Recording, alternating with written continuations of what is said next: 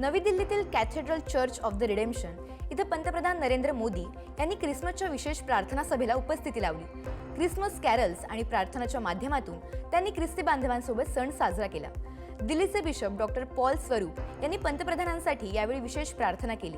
यानंतर मोदींनी सोशल मीडियावर देशवासियांना ख्रिसमसच्या शुभेच्छा देत प्रेम, शांती आणि करुणेचा संदेश दिला. ख्रिस्ती समुदायाशी सातत्यानं संवाद साधण्याची पंतप्रधानांची परंपरा यावेळी अधोरेखित झाली. तर दुसरीकडे उत्तर प्रदेशच्या बरेलीत बजरंग दलाच्या कार्यकर्त्यांनी सेंट अल्फॉन्सोस कॅथेड्रल चर्च समोर निदर्शनं केली. कार्यकर्त्यांनी चर्चच्या गेट समोर बसून घोषणाबाजी केली. जय श्रीराम, हर हर महादेव आणि ओम नमः शिवाय अशा घोषणा बजरंग दलाच्या कार्यकर्त्यांनी दिल्या. त्यांनी चर्च बाहेर हनुमान चालिसाचं देखील पठण केलं.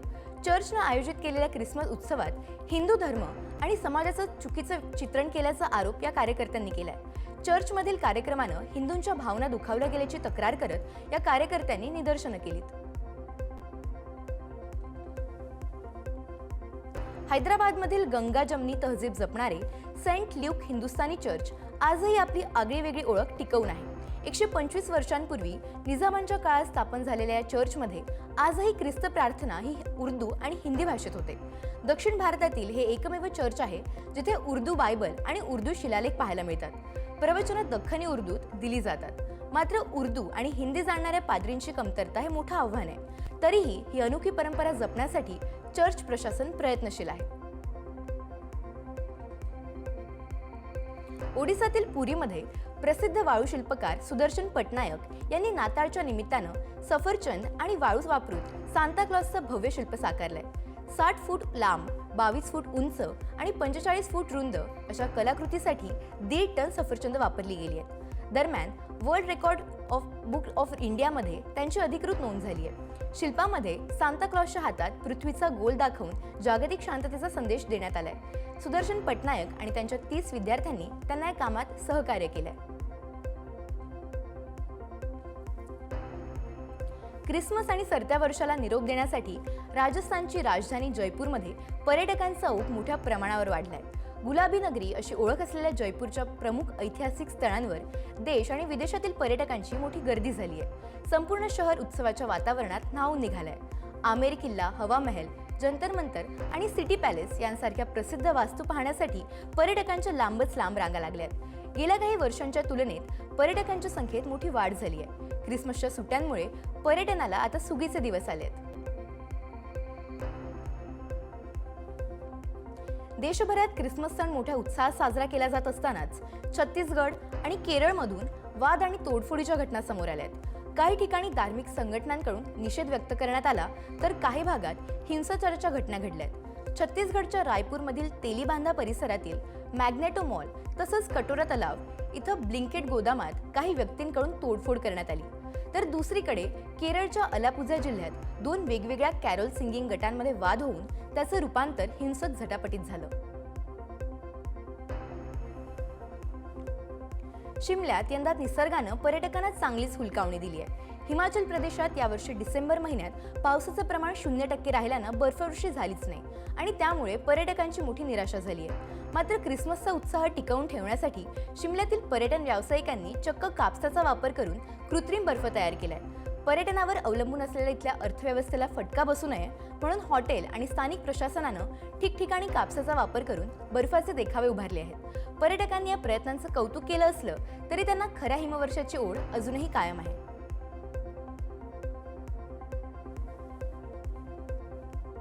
माजी पंतप्रधान भारतरत्न अटल बिहारी वाजपेयी यांच्या जयंतीनिमित्त साजरा होणाऱ्या सुशासन दिनाच्या निमित्तानं संरक्षण मंत्री राजनाथ सिंग यांनी अटलजींच्या आठवणींना उजाळा दिला.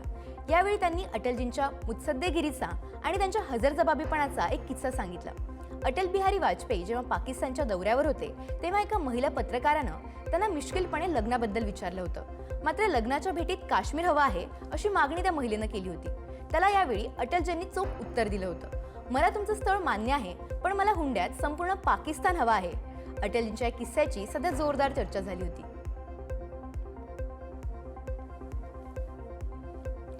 चंदीगड महानगरपालिकेनं पर्यावरणपूरक आणि सामाजिक बांधिलकी राखत कौतुकास्पद पाऊल उचललंय. शहरातील राणी लक्ष्मीबाई महिला भवन इथं महानगरपालिकेतर्फे 1 रुपया स्टोअरचं उद्घाटन करण्यात आलंय. या दुकानाचं वैशिष्ट्य म्हणजे इथे घरगुती वापराच्या वस्तू केवळ 1 रुपयात उपलब्ध करून दिल्या जाणार आहेत. या दुकानाचा मुख्य उद्देश कमी वापर, पुनर्वापर आणि पुनर्प्रक्रिया या तत्वाचा प्रसार करणे हा आहे. चंदीगडच्या महापौर हरप्रीत कौर बबला यांनी या स्टोअरचं उद्घाटन केलं.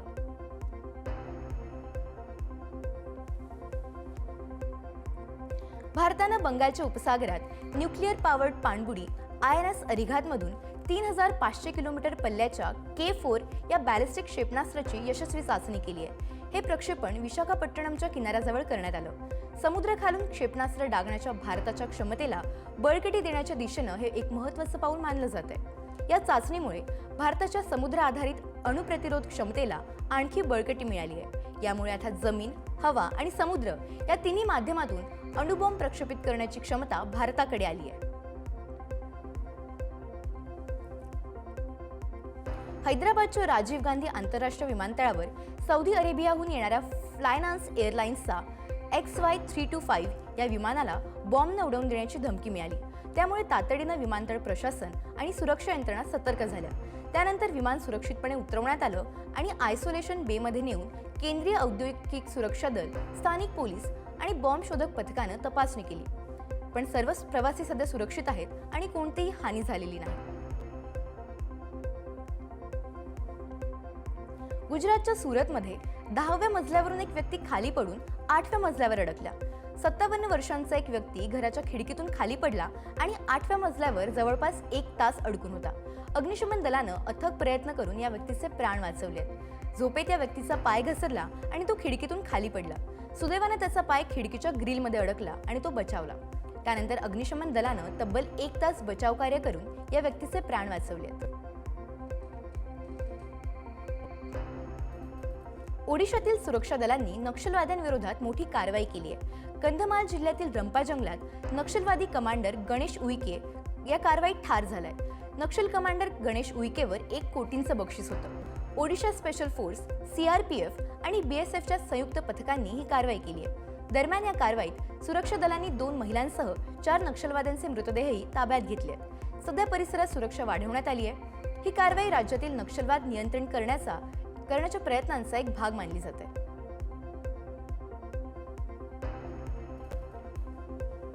अलीगढ मुस्लिम विद्यापीठ कॅम्पसमध्ये बुधवारी रात्री एका शालेय शिक्षकाची अज्ञात हल्लेखोरांनी गोळ्या झाडून हत्या केली. या घटनेमुळे संपूर्ण परिसरात खळबळ माजली असून विद्यापीठ प्रशासनासह पोलिसांमध्ये मोठी धावपळ उडाली आहे. राव दानिश अली असं या मृत शिक्षकाचं नाव असून ते विद्यापीठाशी संलग्न असलेल्या ABK युनियन हायस्कूलमध्ये कार्यरत होते. बुधवारी रात्री 9च्या सुमारास दानिश अली आपल्या 2 सहकाऱ्यांसह कॅन्टीनमध्ये चहा पिण्यासाठी गेले होते. त्यावेळी ही घटना घडली. सध्या पोलिसांकडून घटनेचा तपास सुरू असून हल्लेखोरांचा शोध सुरू आहे. कर्नाटक काँग्रेस सरकारमधील मंत्री जमीर अहमद यांच्या स्वीय सचिवांच्या घरावर लोकायुक्तांनी छापा टाकलाय. लोकायुक्त पथकाने या छाप्यात 14 कोटी रुपये जप्त केले आहेत. बंगळुरूमधील एकूण 13 ठिकाणी हे छापे टाकण्यात आले होते. त्यानंतर स्थानिक लोकायुक्त पोलीस ठाण्यात गुन्हा दाखल करण्यात आलाय. दरम्यान सरफराज खान पूर्वी बृहत बंगळुरू महानगरपालिकेमध्ये सहआयुक्त होते. मध्य प्रदेशातील जबलपूरमध्ये भाजपच्या महिला नेत्यानं एका अंध महिलेला चर्चमध्ये धक्काबुक्की केल्याचा प्रकार मागील आठवड्यात घडला होता. या घटनेचा व्हिडिओ सध्या सोशल मीडियावर व्हायरल झालाय. चर्चमध्ये जबरदस्तीनं धर्मांतरण होत असल्याचा या भाजपा महिला नेत्यानं आरोप केलाय. त्यानंतर त्यांनी अंध महिलेला धक्काबुक्की करत तिच्यावर धर्मांतरण करत असल्याचा आरोप केला. दरम्यान ख्रिसमस साजरा करते याचा अर्थ मी धर्मांतरण केलंय असा होत नाही, अशी प्रतिक्रिया अंध महिलेनं दिली आहे. हिंदू वेळीच एकवटला नाही तर भारतात गल्लोगल्ली बांगलादेशसारखी अवस्था होईल असं विधान धीरेंद्र शास्त्री यांनी केलंय. बांगलादेशातील अल्पसंख्याक समुदायाविरोधात असंख्य घटनांमुळे तेथील हिंदू लोकांवर हल्ले करण्यात आले. धीरेंद्र शास्त्री यांनी शेजारच्या बांगलादेशातील परिस्थिती लक्षात घेता भारतातील हिंदूंना सतर्क राहण्याचा इशारा दिलाय. धर्मांतर आणि धर्मावर आधारित हिंसाचार हे भारतात कर्करोगापेक्षाही धोकादायक आहेत. देशाच्या अंतर्गत सुरक्षेसाठी आणि संस्कृतीसाठी हा सर्वात मोठा धोका आहे असं विधानही धीरेंद्र शास्त्री यांनी केलंय.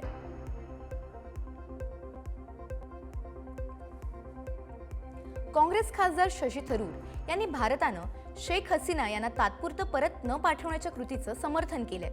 जुनी मैत्री आणि मानवीय दृष्टिकोन लक्षात घेता हे पाऊल योग्य आहे असं थरूर यांनी म्हटलंय.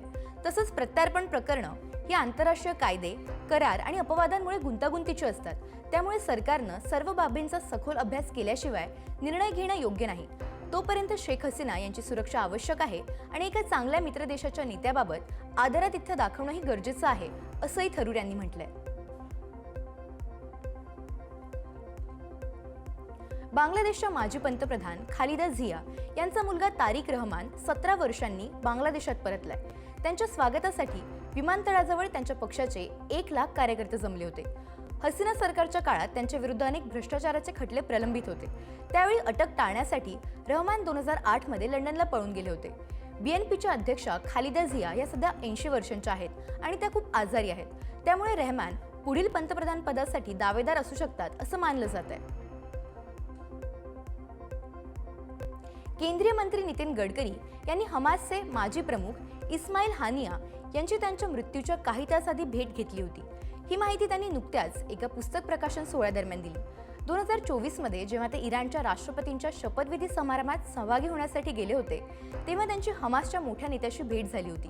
काही तासांनंतर त्याच नेत्याची हत्या करण्यात आली असल्याचं त्यांना कळलं असं गडकरींनी यावेळी सांगितलं. दरम्यान हानिया 2024 मध्ये इराणचे राष्ट्रपती मसूद पजक्शियान यांच्या शपथविधी समारंभात भाग घेण्यासाठी तेहरानला गेले होते आणि तिथेच क्षेपणास्त्र हल्ला करून त्यांची हत्या करण्यात आली होती. चीनमध्ये भारतीय ब्लॉगर 15 तास ओलीस ठेवण्यात आलं होतं. अरुणाचल प्रदेशला भारताचा भाग म्हटल्यामुळे त्यांना चीनमधील ग्वांगझू विमानतळावर ओलीस ठेवण्यात आलं होतं असं स्वतः नवी दिल्लीचे ब्लॉगर अनंत मित्तल यांनी सांगितलंय.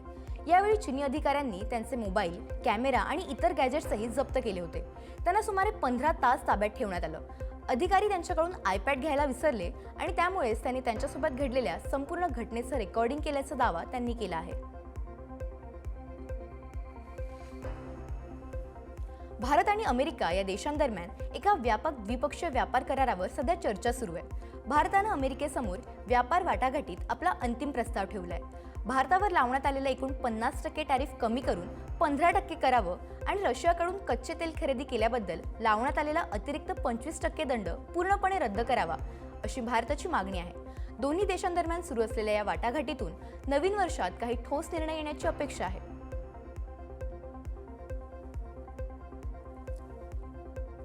अमेरिकेनं 5 युरोपीय नागरिकांचे व्हिसा रद्द केले आहेत. यामुळे युरोपियन युनियन, फ्रान्स आणि जर्मनीनं तीव्र संताप व्यक्त केलाय. यामुळे युरोपियन नागरिकांवरील व्हिसा निर्बंधांचा प्रश्न पुन्हा समोर आलाय.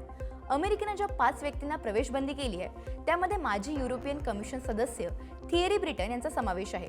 तसंच सेंटर फॉर काउंटिंग डिजिटल हेडचे CEO इम्रान अहमद, जर्मन संघटनेच्या प्रमुख जोसेफिन बॅलन आणि अन्नालेना व्हॅन होडेनबर्ग आणि ग्लोबल डिसइन्फॉर्मेशन इंडेक्सच्या क्लेअर मेलफोर्ड यांचाही समावेश आहे. या सर्वांना प्रवेश नाकारल्यानं मोठी खळबळ उडाली आहे. पाकिस्तानचे माजी पंतप्रधान इम्रान खान यांच्या सरकारमध्ये विशेष सहाय्यक असलेले मिर्झा शहजाद अकबर यांच्यावर ब्रिटनमध्ये पुन्हा एकदा जीवघेणा हल्ला झालाय. ते केम्ब्रिज शहरात त्यांच्या घरी असताना हा हल्ला झाल्याचं समोर आलंय. या घटनेत त्यांच्या चेहऱ्यावर गंभीर जखमा झाल्या असून त्यांचं नाक आणि जबडा फ्रॅक्चर झालाय. सध्या त्यांच्यावर रुग्णालयात उपचार सुरू आहेत आणि पोलीस या प्रकरणाचा तपास करत आहेत. दरम्यान मिर्झा अकबर यांनी या हल्ल्यासाठी पाकिस्तानी लष्कर प्रमुख आसिम मुनीर यांना जबाबदार धरलंय. थायलंड आणि कंबोडियाच्या सीमेवर थाई सैन्यानं भगवान विष्णूंची एक 30 फूट मूर्ती तोडली असल्याचं सांगितलं जात आहे. कंबोडियानं यावर नाराजी व्यक्त करत ही मूर्ती त्यांच्या हद्दीत होती जी थायलंडनं बेकायदेशीरपणे पाडली असं म्हटलंय. ही मूर्ती 2014 मध्ये थायलंडच्या सीमेपासून सुमारे 100 मीटर अंतरावर उभारण्यात आली होती. दरम्यान भारतानंही ही मूर्ती तोडल्याच्या वृत्तावर चिंता व्यक्त केली आहे. धार्मिक प्रतीकांचा अपमान जगभरातील भाविकांच्या भावना दुखावतो आणि अशी कृत्य होऊ नयेत असं परराष्ट्र मंत्रालयाचे प्रवक्ते रणधीर जयस्वाल यांनी वक्तव्य केलं. दक्षिण आफ्रिकेतील माउंट किलिमांजारो इथे हेलिकॉप्टर क्रॅश झाल्याची घटना घडली आहे. शिखरावर अडकलेल्या आजारी पर्यटकांना वाचवण्यासाठी जात असलेल्या हेलिकॉप्टरचं नियंत्रण सुटलं आणि ते खाली कोसळलं. यात हेलिकॉप्टरमधील 5 जणांचा मृत्यू झालाय. बाराफू कॅम्प आणि किबो समिट दरम्यान 4 ते 5,000 मीटर उंचीवर या हेलिकॉप्टरचा अपघात झालाय.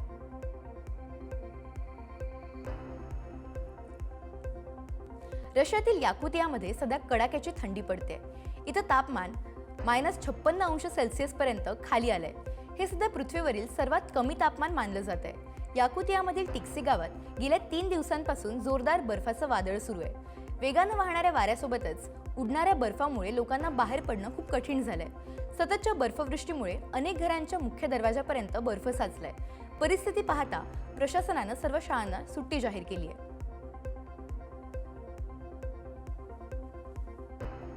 इराणमध्ये महिला कोणतेही हिंसक निदर्शनं न करता केवळ हिजाब न घालता सार्वजनिक ठिकाणी वावरून गांधीवादी पद्धतीनं क्रांती करतात.